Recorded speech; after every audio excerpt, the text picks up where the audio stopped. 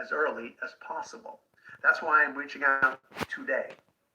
Right now, you're guaranteed early access into this deal. Very few investors have seen what I'm about to show you. That's why this Silicon Valley startup warrants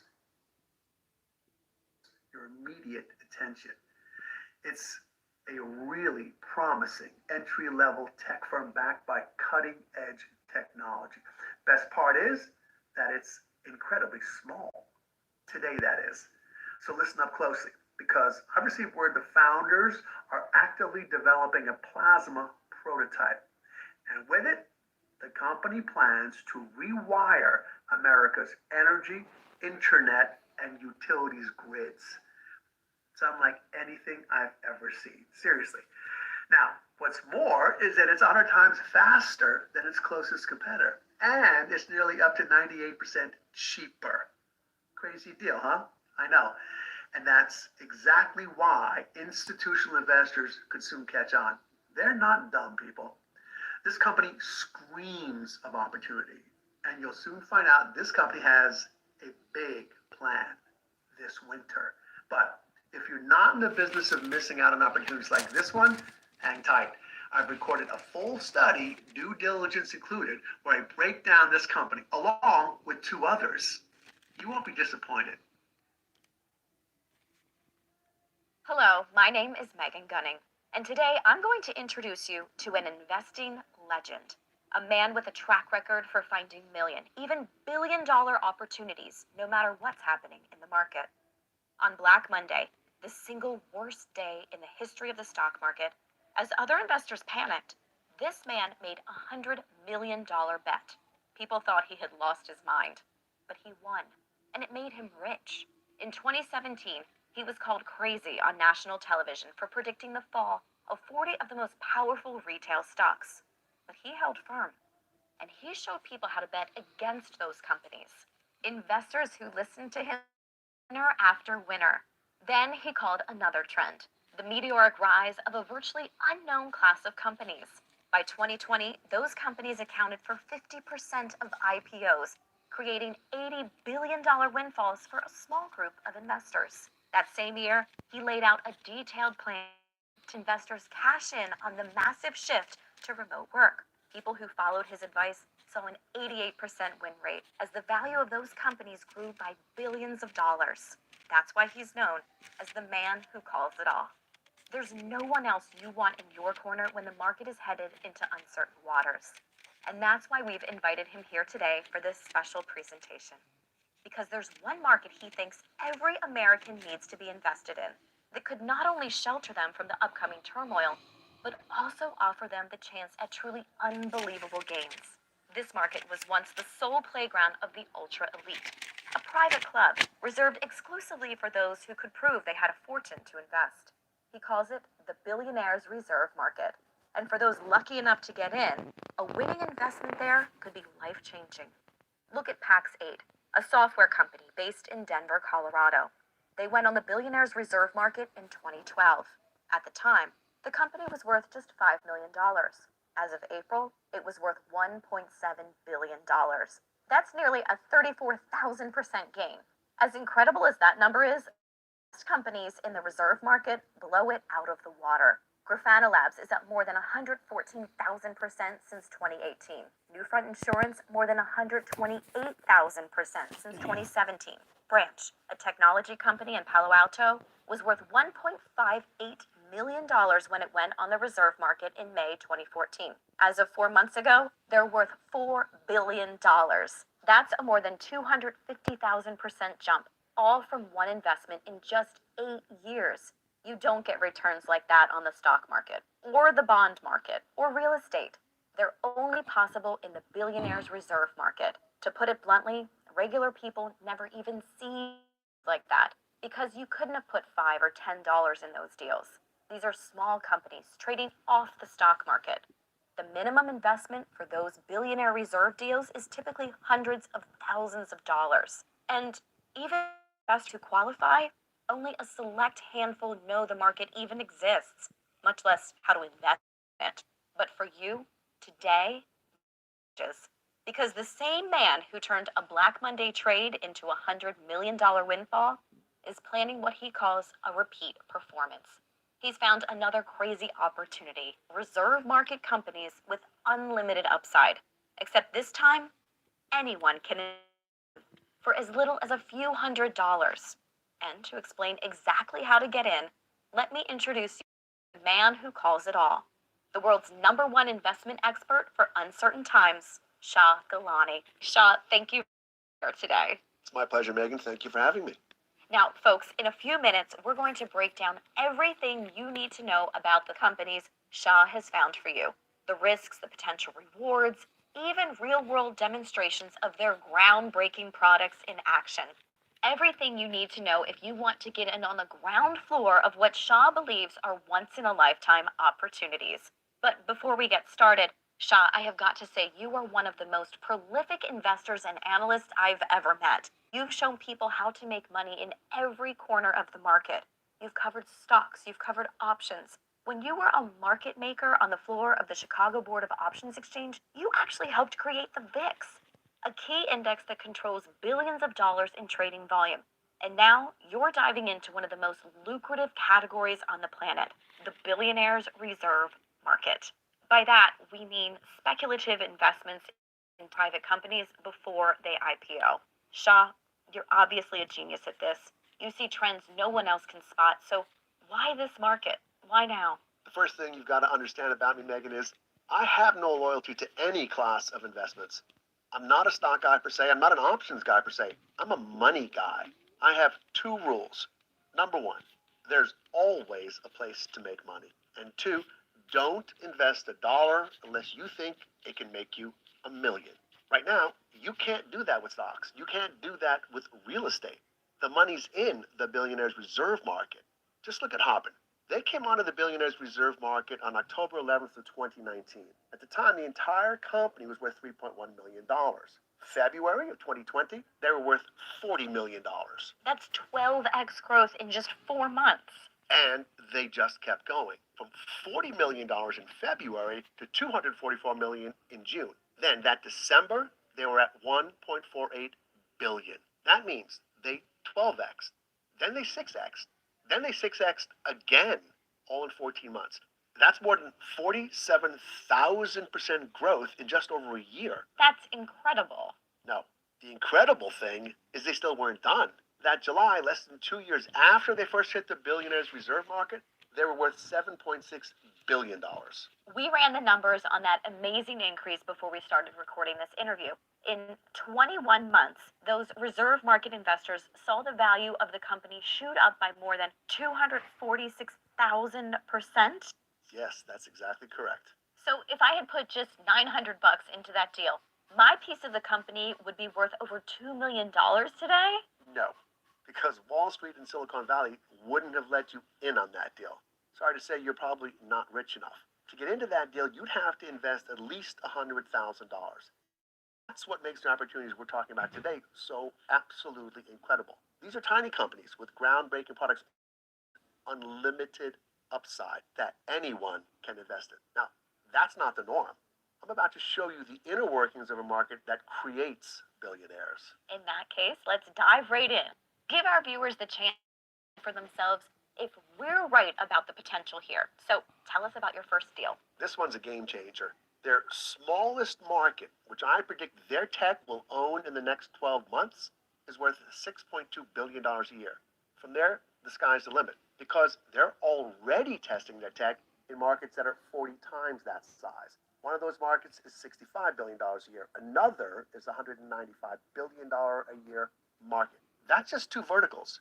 You go across the board, every industry they're going to touch, you easily get into the trillions of dollars. Well, we'll talk about those numbers in a second. And Shah, you're predicting this company is going to make boatloads of money. I have no doubts about that. Unless you understand the difference that this product is going to make in people's lives, you'll never believe me when I lay out the upside. So I have a question.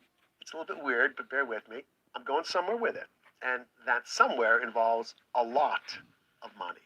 Can you imagine lying face down on a specially built bed 22 hours a day, every day for years? Because in 2010 you were in an accident? your spine was injured, you're paralyzed below, and if you're not strapped into a chair, you can't support the weight of your body. It's horrible. What's horrible is that for a man named Michael who lives in Harrisburg, Pennsylvania, there is no imagining it because it happened to him. He's 50 years old. In 2010, his neck was broken in an accident. Life has been face down on a table. Now, there are a couple of tools out there to help people like Michael, but in my opinion, they're pretty horrible. If you don't have hands to work a joystick, do you know what the current solution is to control an electric wheelchair? I don't. It's called a tongue drive, and it's exactly what it sounds like. There's a joystick they put in your mouth. You move it with your tongue. They're uncomfortable, dignified, and they're not hygienic. That sounds terrible. But where are you going with this? What if I told you that the first reserve market company we're looking at today made all that obsolete?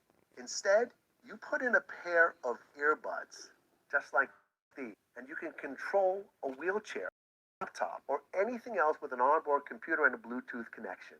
So you're saying someone like Michael could just put in a pair of earbuds and those earbuds could be used to control a wheelchair? Not could be used, Megan, have been used. Michael has used a set of revolutionary earbuds created by this reserve market company to do it. And so have we. Let me show you a quick video.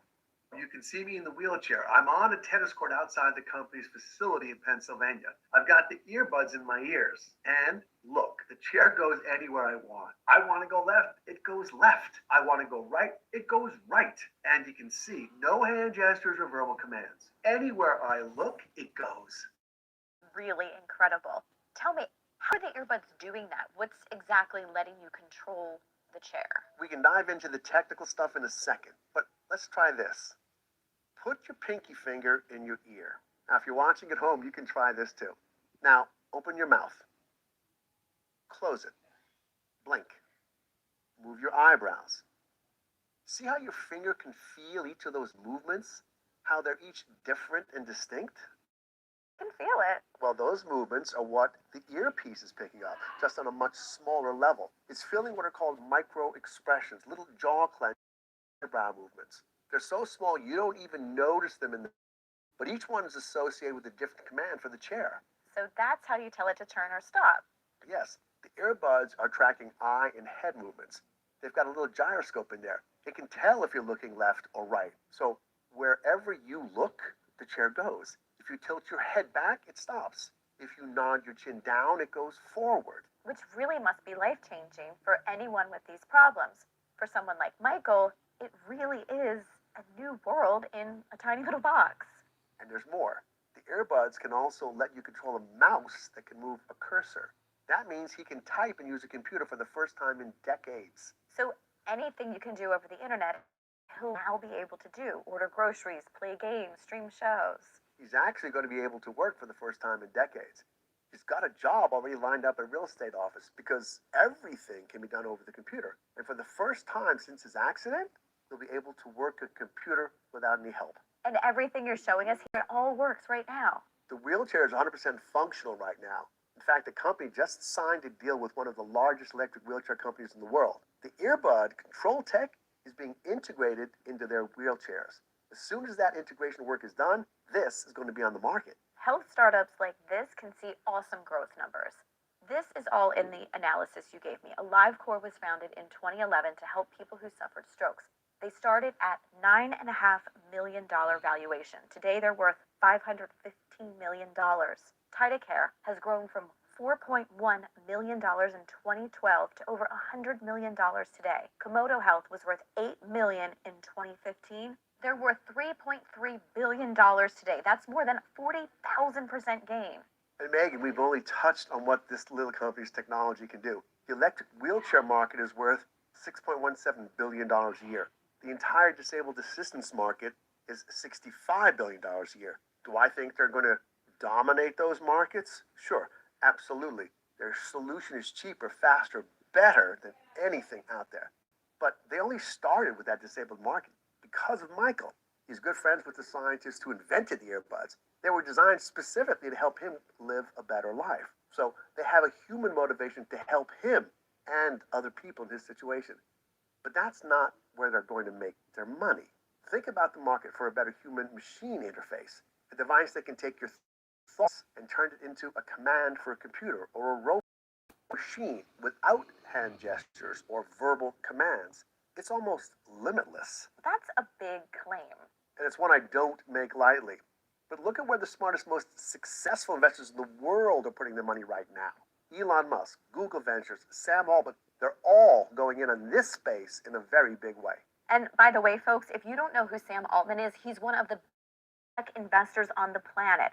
He's the former president of Y Combinator, the most successful incubator for tech startups in history. At the age of 36, he's already worth more than $50 million.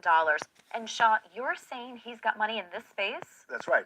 He's got a ton invested in the company called Neuralink. It's a company that's trying to create an implantable microchip, one that would actually require neurosurgery to put it in, to let you control a computer with your mind. But here's the thing. Everything Neuralink wants to be able to do in a 5-year timeline, you can already do with these earbuds. Neuralink wants hands-free, voice-free control of robotic arm. But let me show you another video. This is back at their headquarters in Pennsylvania. Watch the arm. It's going to go left. It's going to go right. It's going to go up. It's going to go down. Hand open, hand closed. And it's not my voice doing it. You can see I don't talk. I don't use my hands. I've got total control of that robotic arm. Neuralink wants to be able to drive a vehicle. You've already seen me do that, just using these earbuds and tiny changes to my facial expressions. Neuralink wants you to be able to type. You can type with these. We're talking about being years ahead on functionality. And the market has already told us what that functionality is worth. Right now, Neuralink is worth $2.1 billion. The company we're looking at today is on the reserve market at $50 million. I don't understand. How could it possibly be so low? Because no one knows about them, at least not yet. For the last few years, they've been heads down developing the tech and their team. Instead of chasing press, they've been chasing patents. This earbud is protected by more than 20 different international patents. Everything from the earbud itself to the software to the applications. They were all developed in-house by this team over the last few years. And every one of them is protected by a different patent. So everything that this company has built is patented. That's a huge store of value. If what you're saying is true, no one else can replicate this technology anywhere else in the world. That's worth, I don't know, a lot? Exactly. This funding round should be the last chance, maybe the only chance to get in before this company blows up. If it just goes to market value, just goes to par with Neuralink, that's a 20x jump over the price you'll be getting in today. A $500 stake today would be worth $10,000 at that valuation. And that's just to get to a fair pre-revenue number. If you say the two technologies are exactly the same. I don't say that. If you ask me, this tech isn't just comparable to an implant, it's a lot better. Certainly from a consumer perspective it is. What makes it so much better? Well, those Neuralink implants, they have to be implanted. I'm not trying to be clever here, but if you've got the choice between two options and they both give you the same result, but option one requires actual invasive brain surgery and option two just requires you wear a specific set of earbuds, which are you going to go with? Option two. Every time. And that's even ignoring the price tag. And those implants carry a huge price tag. The cheapest open brain procedures you can get cost about $20,000. Expensive procedures run around $150,000. And then, of course, there are the risks. Neuralink is testing their implants on monkeys right now. They can't get approved for human trials. Of the 23 monkeys they've implanted their sensors in, 15 have died. Ignore the recovery time for a literal neurosurgery. And even if nothing goes wrong, it's still creepy. I don't want to be attached to a computer whose only job is to read my thoughts. The Alexa on my kitchen counter is already pushing it. It's bad enough that Amazon's listening to my private conversations. I don't need them actually listening inside my brain. Yeah, I could not agree more. And a lot of younger people already have that look exactly like these in their ears all the time. You don't have to train them to do anything new. You don't have to convince them it's worth dealing with almost $20,000 all on its own. You've just got to get them to switch which buds they're using in their ears. It's much easier of a sell. It is, and it opens the door to some huge markets. There's warehouse automation, because you can't just put a robot in a warehouse like you can on an assembly line. A human still has to direct that work. With these earbuds, one person could easily control dozens of robots. Target has already announced that they're going to spend $5 billion this year on warehouse and supply chain automation. One customer who's bigger than the entire global wheelchair market. I think this is going to be a billion-dollar company easily. We're not talking about doing it in 8 years. I'm predicting something close to 18 months because there's a whole other potential customer we haven't even talked about yet. An even bigger spender than Target? Absolutely, the United States government. Earlier this year, Heidi Shyu, who is the Undersecretary of Defense for Research and Engineering, said that simpler human-machine interface is at the top of the list of critical DoD technology projects. That's the number one person in the U.S. military for all things science, flat out saying that developing this kind of tech is her number one priority. And the Department of Defense has $720 billion to spend this year. So it's not a stretch. Imagine they could get a $100 million contract, $200 million contract, or a $2 billion contract, because that's the kind of money the government shells out when they want to solve a problem. That would be huge. Government spending is like rocket fuel for a small company. Right. Look what it did for SpaceX. They signed dozens of government contracts over the years. The first one was in 2008 to fly cargo missions to the International Space Station, for which they got paid $1.6 billion. The most recent one was another $2.9 billion last year to help design a lunar lander. All that government money has given those investors unheard of returns. When the first investors got in, SpaceX was worth just $27 million. Today, they're worth $125 billion. That's more than 460,000% growth. Think about what that would do for the value of your portfolio. Why do you think the rich have always fought so hard to keep these deals to themselves? Because you put in $50,000 and make 460,000%, and you've got $260 million. So, why did they keep regular people out of that deal? Why was the smallest investment they allowed north of $50,000? Because they're greedy. They say it's about protecting people from risk. And sure, there's risk when you invest. I'm not minimizing that. But just because you don't already have $1 billion doesn't mean you're an idiot. Don't put in more money than you can afford to lose. Everyone gets that.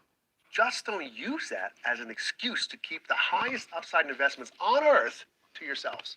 I mean, honestly, why are we here today? Why did I find a way to get our viewers into the billionaires reserve market? Because keeping these deals from the public pissed me off. This company is going to change the world. And I think everyone deserves the right to put $500 or $1,000 into a deal like that and take a chance at those kinds of gains. Look at Brex. They're a credit card processing company out of San Francisco. They went on the reserve market at the beginning of 2017. One early investor bought 7% of the company for $120,000. By the end of 2018, they were worth more than $1 billion. That's a 64,000% jump in under 2 years. Today, they're worth $12.3 billion. Wow, that means 5 years later, their initial stake is worth more than $850 million. Yes. OpenSea went even faster. They took their first penny from the billionaires reserve market in 2018. Today, they're worth more than $13 billion. You want to talk about growth? Those investors are 4 years in, and the value of the company has increased by more than 770,000%. Now, I don't know what the minimum investment was on a deal like that, but put that in perspective. Megan, if you got the numbers in front of you, we did that math before we started filming, I think. So what does that kind of gain do to $2,000?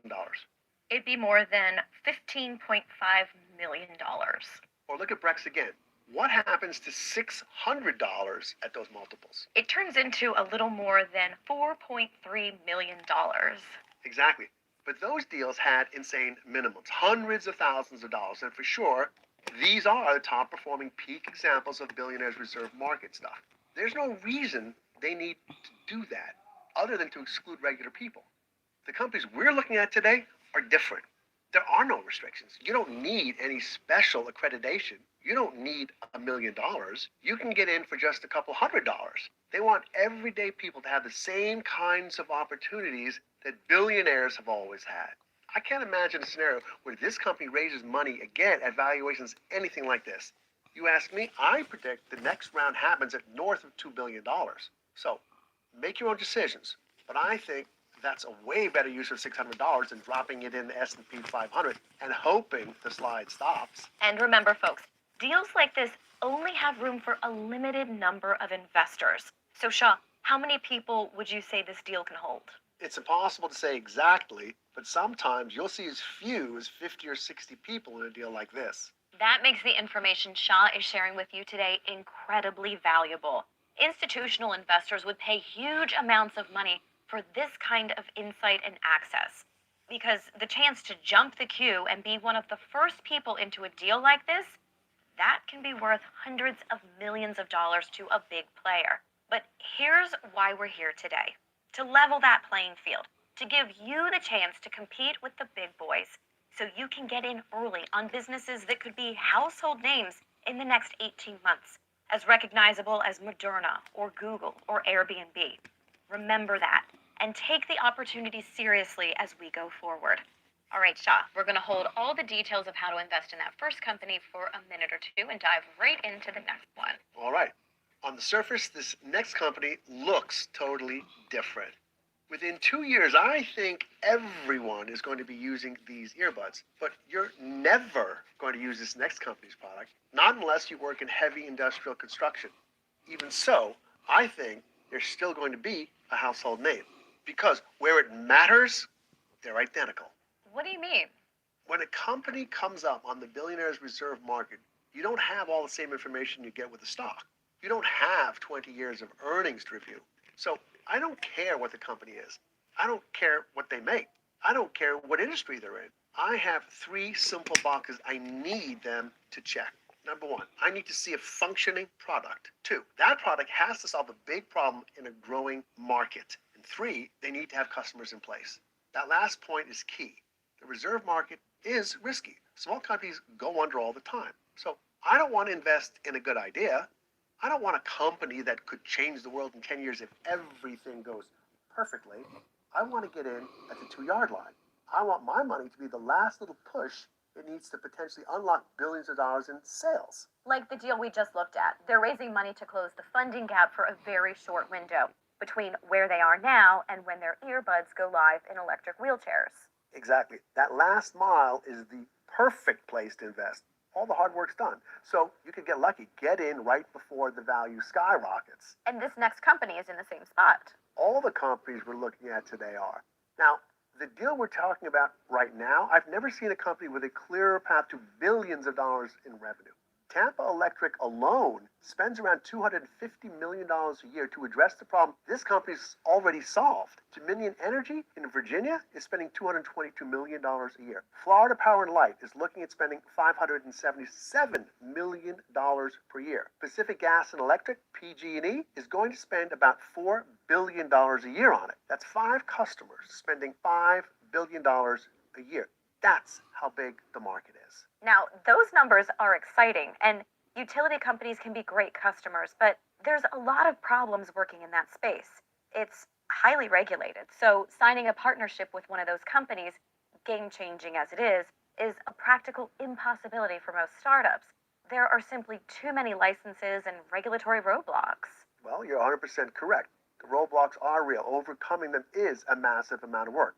This company not only has a better solution to a huge problem, they're also 98% cheaper than their competition. They've also done all the legwork up front. They're already an approved utility in over a dozen states. Plus, they have federal approval to work on government lands, including offshore projects in federal waters. That's huge. It means not only can they bid on massive projects, they're one of only a handful of companies who can.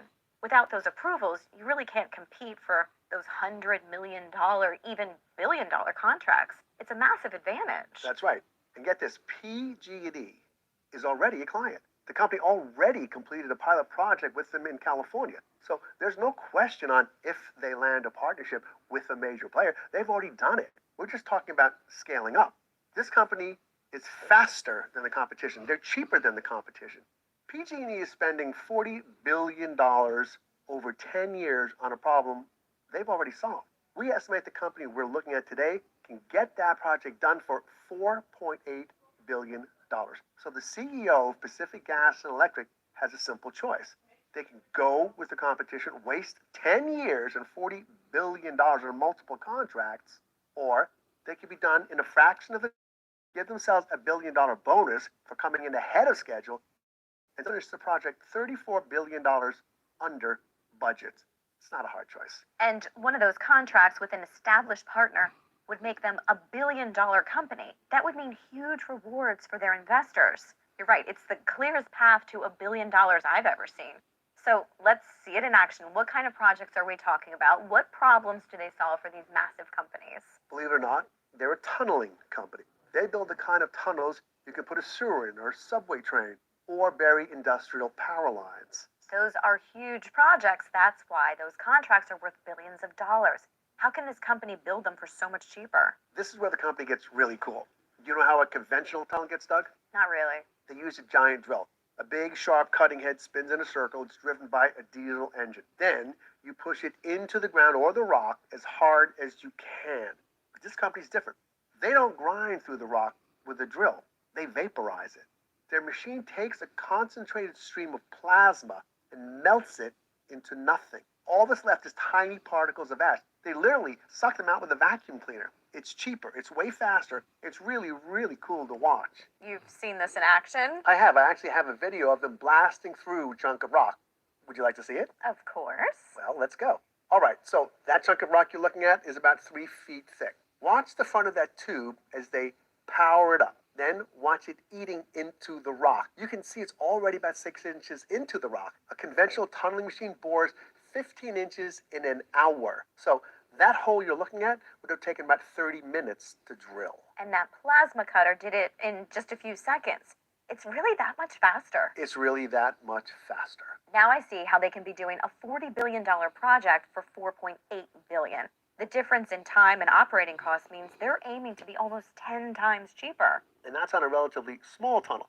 When you look at a giant tunnel, like the ones they put trains through, they're 50 times cheaper. In fact, there's a tunneling project happening right now in the UK.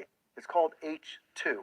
The British government is digging a 7,000 meter tunnel. That's just over 4 miles. Right. And for those 4 miles, they're paying 25,000 British pounds for every meter. There's no question about the cost on that, by the way. It's a publicly funded project, and all the costs were laid out in a report published by the British government. They're paying 25,000 British pounds, just over $30,000 per meter of tunnel. Digging with the plasma torch, the company we're looking at could do the same tunnel for $300 per meter. That's 1% of the cost, 99% cheaper. With numbers like that, there's got to be a huge amount of interest. Utility companies and probably cities and highway authorities would love to have this company start working on some big projects. And with those projects would come huge amounts of revenue. There's definitely a lot of interest.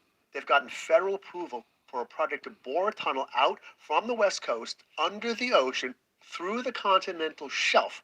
It's going to connect offshore wind farms to the land. But if there was a North American option, they'd likely switch to that day one. Absolutely. You get that pipeline in place and it guts the Russian economy, which the current administration just hasn't been able to do. All while also creating huge windfalls for North American companies. And they could really do that project all the way across the ocean. They could make it work. Absolutely. It's just over 4,000 kilometers from the eastern edge of the Marseilles Shale to Reykjavik, Iceland. Then about another 1,900 kilometers from Reykjavik to London. That puts the estimated cost to dig a natural gas tunnel connecting the two at just under $1.8 billion. I know that's a huge project. Doing it makes them a $1 billion company just right off the bat. But for a natural gas project, that's nothing. Right now, Cameron LNG is paying more than $10 billion to build a liquid natural gas terminal in Louisiana. And that's just to load gas onto ships. The LNG tankers cost another $200 million a pop.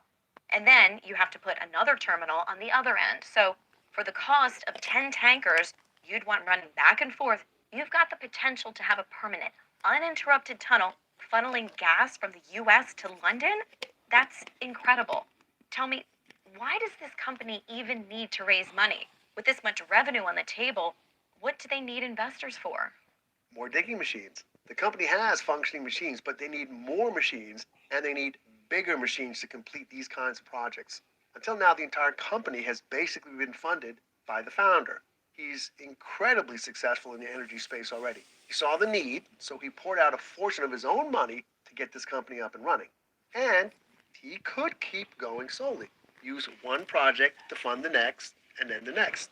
But he'd rather pour rocket fuel on the company's growth, take a small number of investors, and build a fleet of digging machines that could take them into unicorn status in the next 2 years. So this round could put this company over the top and into the billion-dollar range. Look at the Boring Company. They're a great comparison. They were initially almost fully funded by their founder as well, another great entrepreneur, Elon Musk. Who's currently the richest man in the world. And all he's done with the Boring Company is take old school tunneling machines and make incremental improvements. The Boring Company's machine can, according to their site, do a mile a week. This company's machines can do 4 times that. Now, Musk founded his company in 2018 with $112 million, 90% of which was his own money. Today, with their machine operational and no contracts in place or pilot projects, the Boring Company is worth $5.68 billion.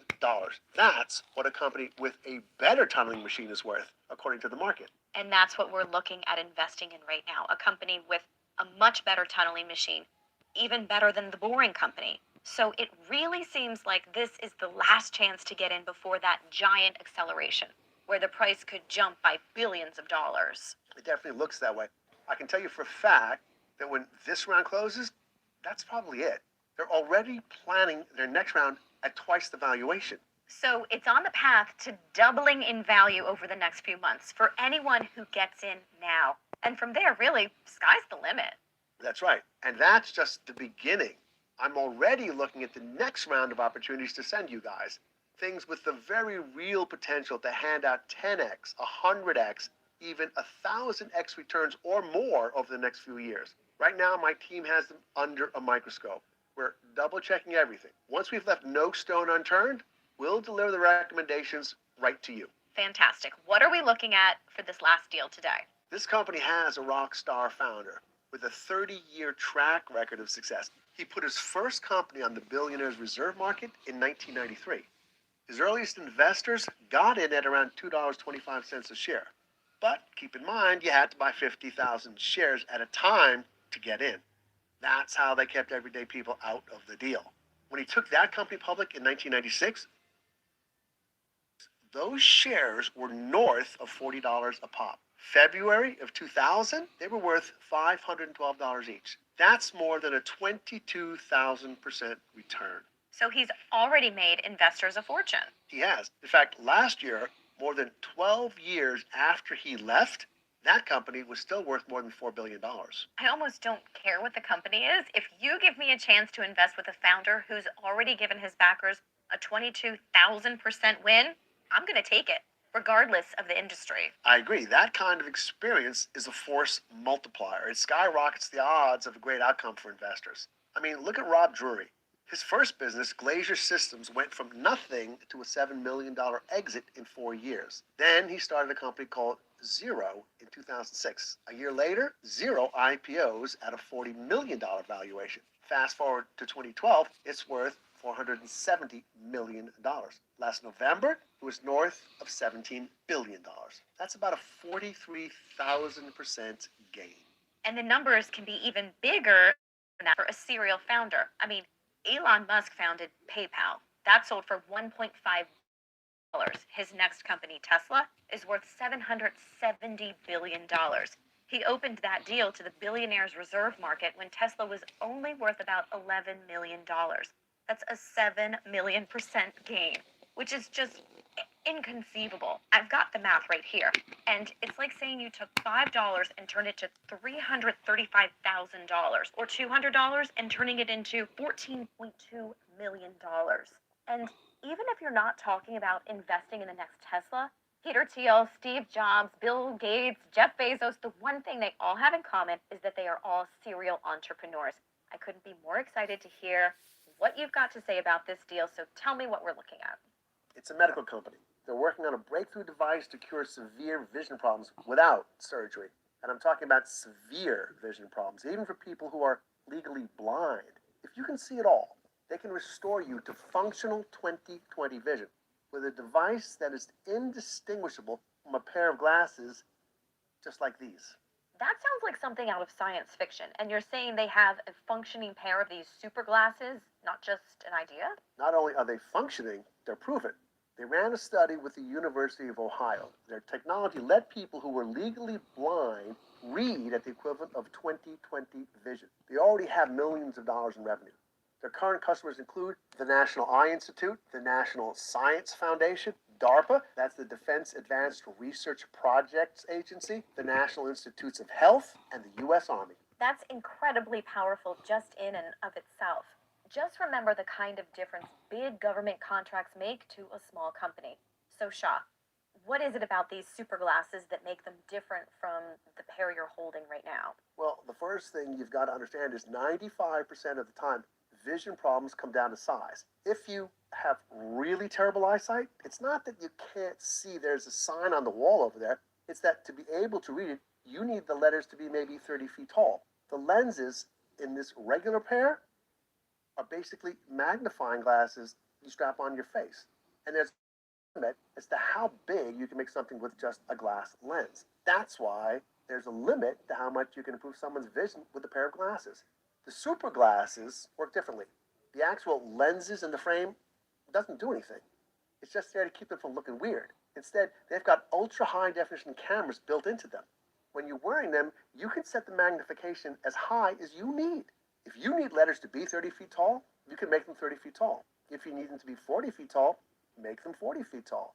There's really not a limit. So as long as you can see at all, you can set them to a level of magnification and contrast that effectively gives you 20/20 vision. It's really amazing. I know there's a lot of devices you can wear now that basically do the same thing, but I'm talking about big virtual reality headsets, the same size as strapping a pair of binoculars to your face. How can this company get the same something the size of a normal pair of glasses? Well, the problem with those headsets you're talking about aren't the cameras or the microchips that do the image processing. Those are all tiny. It's the screen.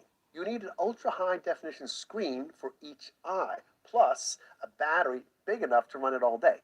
And you can only make those so small. That's where the real breakthrough is here. Instead of a little TV, these super glasses use tiny projectors. And because you can't project an image right onto someone's eyeball, that's not how our eyes work, the super glasses get paired with a set of contact lenses. Those work like a screen in a movie theater. So whatever the cameras are seeing sits right in front of your eyes in ultra high definition at whatever magnification you need. That's really amazing. And I haven't even told you the best part. Not only do these super glasses work, by the way, I love that phrase and I'm stealing it from you, they're almost ready to go to market as an approved medical device. The company's in phase 3 clinical trials with these glasses right now. Now, folks at home, what Shah just said is a game changer. In the US, it's almost impossible to get a new medical device approved. That approval means the device can be prescribed by doctors, paid for by your insurance, with its health benefits, safety, and medical uses officially recognized by the government. Getting that approval is a grueling process. There's lots of preclinical research that you have to present at phase 1. There are multiple feasibility studies at phase 2. You have to prove that not only is your treatment likely to be safe, it's also probably better than other treatments already approved. Then finally, you get to phase 3. These are actual humans. It is the last step before a product goes to market.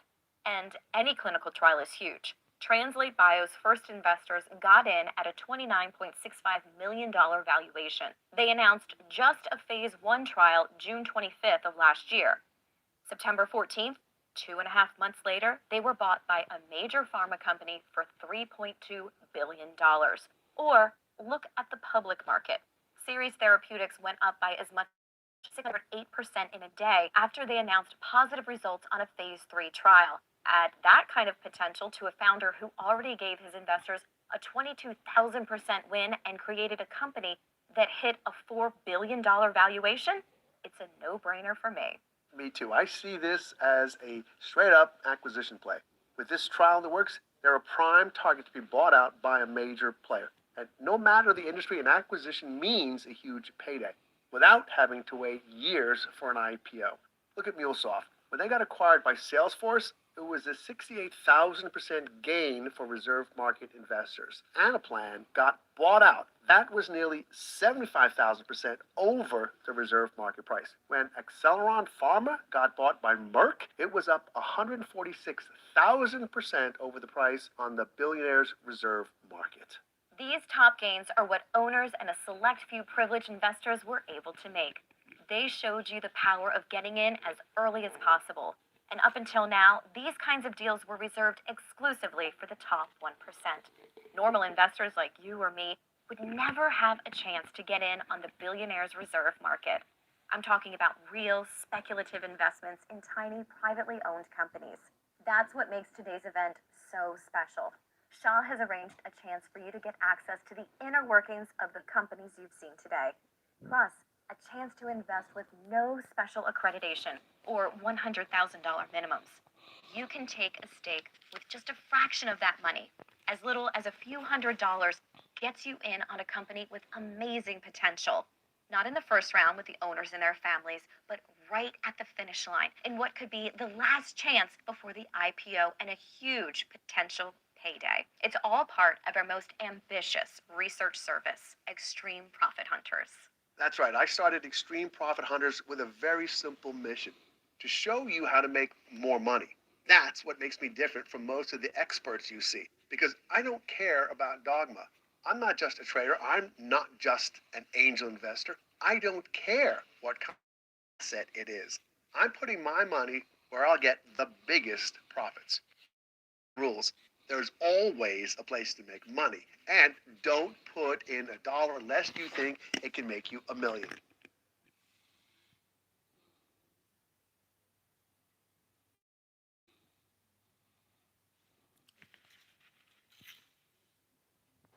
That's the ticket right there. Don't invest $1 unless it can make you 1 million. I want you guys to take that into reference right there. Extreme Profit Hunters.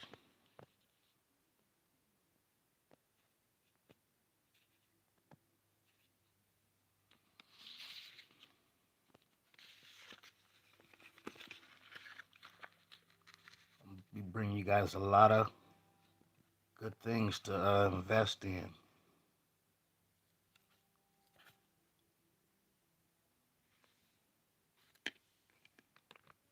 That's it. That's the philosophy I followed for 40 years to great effect. And it's what I bring to my subscribers. The highest upside opportunities I can find in the world. Doesn't matter what it is. If I see a chance at a quick 300% trading put options, we'll take it. If crypto comes roaring back, we'll look at it. At Money Morning, we recommended Bitcoin back when it was trading for $90 in 2013. 56,000% since then. And I'm not ready to buy it now. But whenever I see a shot at handing you 20,000% wins, I'm going to take it. And right now, that's the billionaire's reserve market. I'm talking about investing in small private companies, pre-IPO and poised for massive growth. I cannot stress this enough. If you ask me, these companies are at the finish line. I predict big moves from them, and I see it happening fast. Now, of course, there are still risks when you're investing. That's why you never invest more than you can afford to lose. And Shaw, you're giving people 2 separate deals today, and they're all in the sweet spot. They just need one last push to get them over the finish line. And if everything goes according to plan, people who get in now could see a big payday